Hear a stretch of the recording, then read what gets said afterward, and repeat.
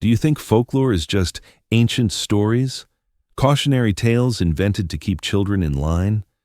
What if I told you that some legends aren't creations of the human imagination, but rather documentation, records of encounters that authorities have systematically erased from public knowledge? Tonight, I'm going to reveal the disturbing reality behind one of the most unsettling figures in modern mythology, the Pale Man. You may recognize him from Guillermo del Toro's Pan's Labyrinth, the emaciated humanoid with eyes in his palms. Many assume this was pure invention, a brilliant creature design from the mind of a master filmmaker. They're wrong. Del Toro didn't create the Pale Man, he documented him, disguised him as fiction, hidden in plain sight. The earliest recorded encounter dates to 1891. In the coal mining community of Helton, West Virginia, 3 children disappeared within a single week. Search parties combed the surrounding forests. Nothing. Local authorities blamed it on a mountain lion or bear. Case closed. Except for one detail buried in the personal journal of Sheriff Thomas Blackwood, discovered in 2008 during the renovation of the old county archives building. The Miller boy, before he vanished, spoke of a thin man who watched him from the trees, said the man had no eyes in his face but could still see him, said he would hold his hands up to his head, fingers spread wide, and peer through them somehow. I dismissed it as childish fancy. Now I'm not so certain. Waiting. Watching. Always watching. 27 years later, 1918, the small fishing village of Puerto Escondido, Mexico. In the aftermath of the Spanish flu pandemic, locals reported a tall, unnaturally thin figure stalking the outskirts of town. 6 villagers vanished over 3 months, all children. The only witness was Maria Aguirre, age 9, who claimed to have escaped from El Hombre Pálido, the Pale Man. Her description, recorded by a Catholic priest, Father Domingo Vasquez, is chilling. He is tall like a tree, but thin like a dead branch. His skin is white like milk, but dirty. He has no eyes where eyes should be. They are in his hands. He sees with his hands. He was sitting at a table full of food, but did not eat until I took a grape. Then he woke up. The local authorities dismissed her account as trauma-induced delusion. The disappearances were attributed to malnutrition and disease in the wake of the pandemic. The case file was sealed. Father Vasquez's journal was confiscated by church authorities after his sudden death 3 weeks later. Officially, he died of heart failure. Unofficially, his housekeeper reported that his eyes had been removed. No explanation, no witnesses, just silence. The pattern continued. 1933, Dorfli, Switzerland. 4 children vanished during the winter months. The only connection, all reported seeing a thin ghost in the woods days before disappearing. Local woodsmen found strange handprints in the snow. Not normal human prints, but elongated, with fingers spread unnaturally wide, pressed deeply as if someone had used them to see.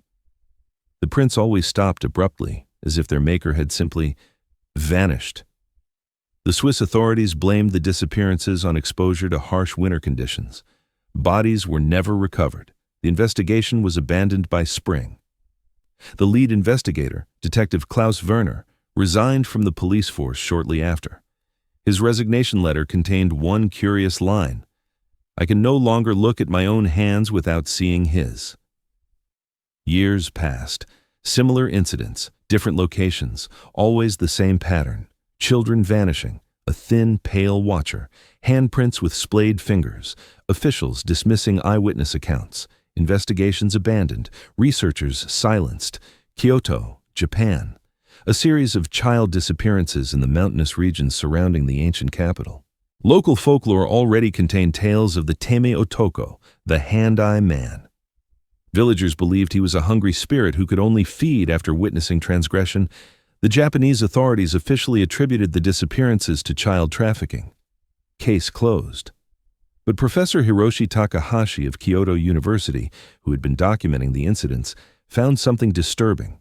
Identical encounters had been recorded throughout Japanese history, dating back to the Heian period. His research was never published. His home was found empty in December 1949. The only evidence of struggle, handprints on his study walls, not made with ink or paint, something else, something darker, always watching. The Cold War era brought a new dimension to the pale man phenomenon. Documents declassified in 2011 reveal that both American and Soviet intelligence agencies were investigating what they termed iteration events, unexplained disappearances matching the pale man pattern. The CIA's Project IPALM collected accounts from around the globe. The Soviet response, Operation Glazruka, Eye Hand, did the same. What's most disturbing is not that both superpowers were investigating these occurrences, but that they were actively suppressing public knowledge of them. Why? What were they afraid of? The answer may lie in a partially redacted memo from CIA Director Alan Dulles, dated June 17, 1956. The entity demonstrates consistency across cultural and geographical boundaries that defy conventional explanation. More concerning is the possibility that redacted awareness feeds its manifestation. Recommend immediate classification and information control protocols. This is not mass hysteria. This is something worse. Awareness feeds manifestation. Remember that. Centralia, Pennsylvania. Before the infamous mine fire that would eventually force the town's abandonment, 5 children disappeared over the summer months. Each had reported seeing a skinny man with no eyes watching them from the tree line or abandoned mine entrances. The last victim, Timothy Horner, age 8, told his mother the day before his disappearance. "He doesn't have eyes in his face, Mom. He sees with his hands. And he's always hungry." Local police found strange handprints on the walls of abandoned mine shafts. The investigation was abruptly taken over by federal authorities. All records were sealed under national security protocols. The mine fire that began in 1962 eventually rendered the town uninhabitable. Convenient.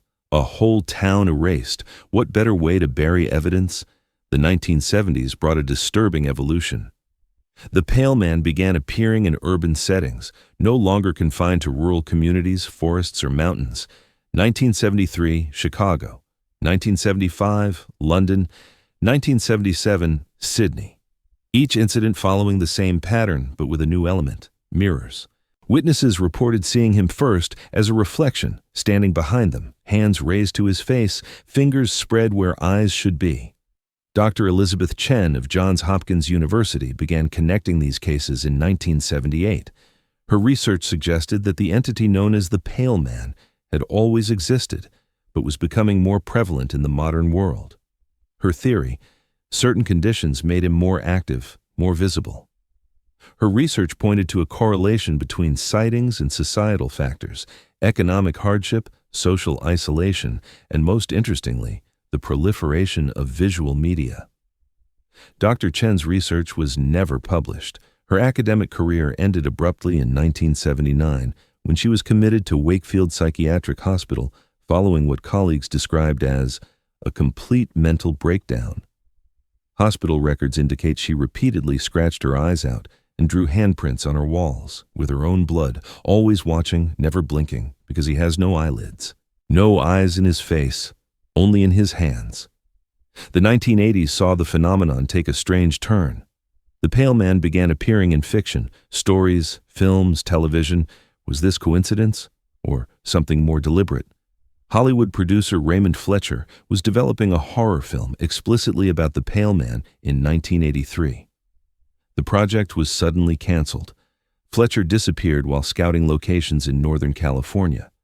His camera was found, containing a single photograph, a blurry image of a tall, emaciated figure standing among trees, its hands raised to its face, fingers spread wide. The film production materials were allegedly confiscated by unnamed federal agents. No investigation into Fletcher's disappearance was ever officially opened. He simply became another missing person statistic, forgotten, erased, but the entity continued to manifest in our collective creative consciousness, always slightly disguised, slightly altered, but recognizable to those who knew what to look for. A glimpse in Jacob's Ladder, a shadow in The X-Files, and then, most explicitly, in Guillermo del Toro's Pan's Labyrinth. How did del Toro know? That's the question. The answer may lie in his childhood in Guadalajara, Mexico. In interviews, Del Toro has spoken of his grandmother's folk tales, of his own encounters with the supernatural. What he doesn't mention is that 3 children disappeared from his neighborhood in 1971, or that one of his childhood friends reported seeing a pale, eyeless man before vanishing. This information doesn't appear in any biography. You won't find it through casual research. But the records exist. Buried. Hidden. Did Del Toro see him too? Did he survive an encounter? Is his entire career, bringing monsters to life on screen, an attempt to process trauma, or something more deliberate, a warning disguised as entertainment? The pattern accelerated in the digital age. Reports of pale man sightings increased exponentially with the rise of the internet. The entity began appearing in online forums, creepypasta, and urban legend repositories.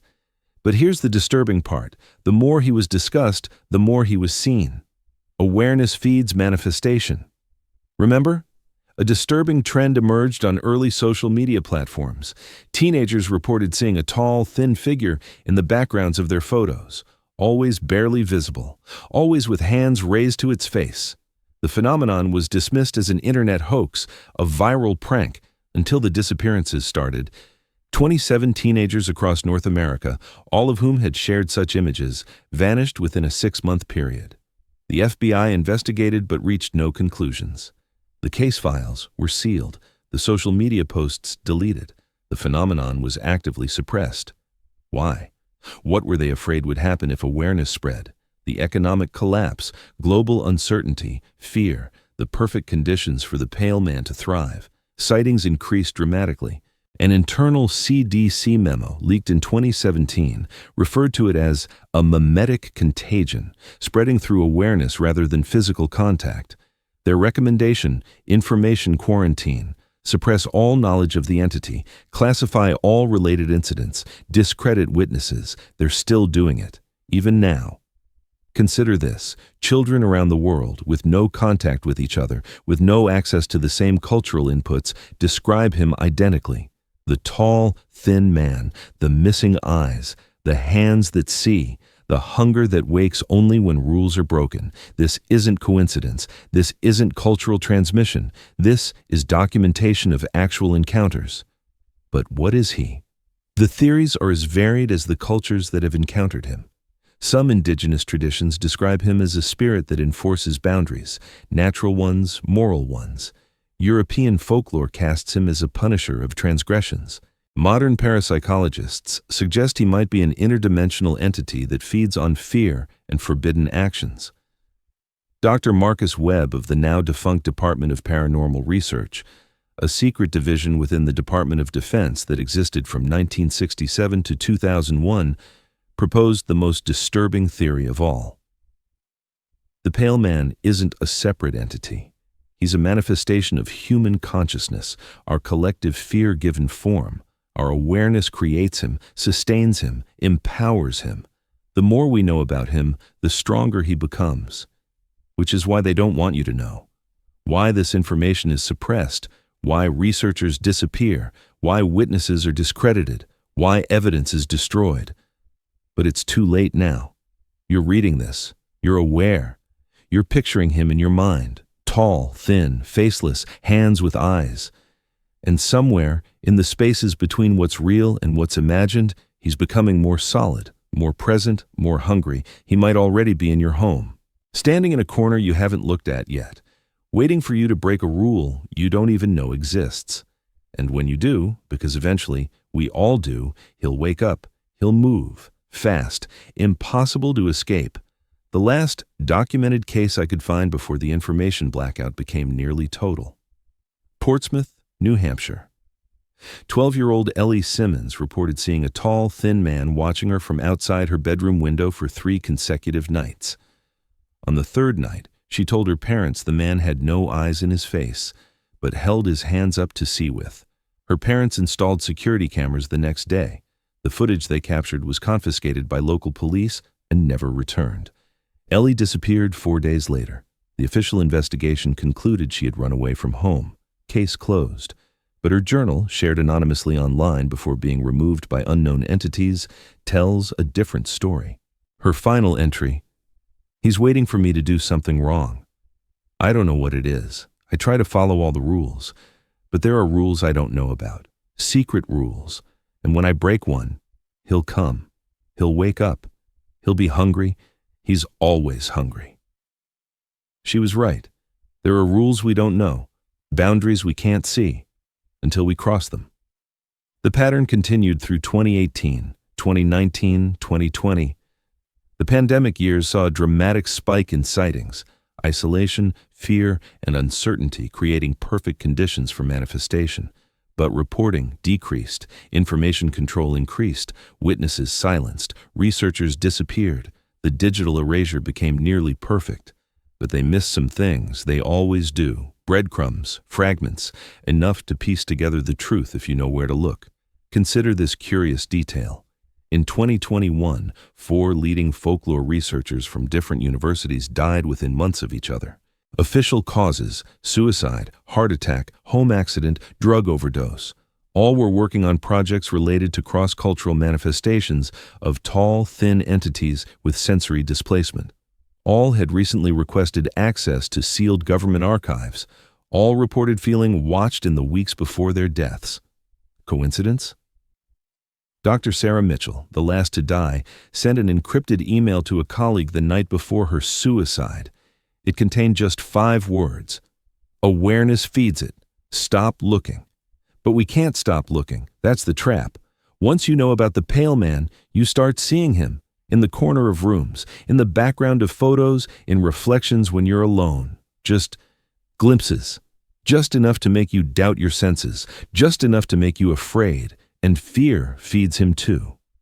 2022 brought a new evolution. People began reporting technological manifestations, the pale man appearing in video calls, standing behind colleagues, visible only to certain participants. Screenshots showing nothing. Recordings capturing nothing. But witnesses all describing the same figure. Tall, thin, hands raised to a featureless face, fingers spread where eyes should be. Always watching. Then came the dreams. Shared dreams. People who had never met, never communicated, reporting identical nightmares. A long table filled with food, a feast, and at the head of the table, sitting perfectly still, hands resting on the table's surface, the pale man, waiting, not eating despite the bounty before him, just waiting. For someone to take food they shouldn't, for someone to break a rule, for permission to wake up, to feed, to hunt. Dr. Jessica Langley of the Sleep Research Institute documented 57 cases of this exact dream between January and March 2023. Her research was never published. The Institute's funding was cut. The study terminated. Dr. Langley took an indefinite leave of absence. Her current whereabouts are unknown. Silence, always silence. But the dreams continue. The sightings continue. The disappearances continue, and the pattern is accelerating. The pale man is becoming more active, more present, more hungry. As if he's building toward something, as if a threshold is approaching. What happens when enough people know about him? When awareness reaches critical mass? When collective fear and imagination give him power beyond containment? The last verified account I could find comes from April 2025. Boise, Idaho. 10-year-old Mason Wells told his parents about a skinny man with hands for eyes who watched him from the woods behind their home. His parents didn't believe him. Authorities were never contacted. 3 days later, Mason's mother entered his room to find him missing. The window was open. On the wall, 2 handprints, not made with paint or dirt, something else, something darker. The official investigation concluded Mason had run away. Case closed. But the detective initially assigned to the case, Robert Carver, resigned from the police force 2 weeks later. His resignation letter, obtained through a Freedom of Information Act request, contained one disturbing line. "I can't keep hiding what we know. I can't keep pretending we don't see him too." Carver disappeared 3 days after submitting his resignation. His car was found abandoned near the woods where Mason had reported seeing the pale man. Inside the car, the detective's notebook. Most pages torn out, but on the last remaining page, a hastily scrawled message. "He waits for transgressions. He punishes.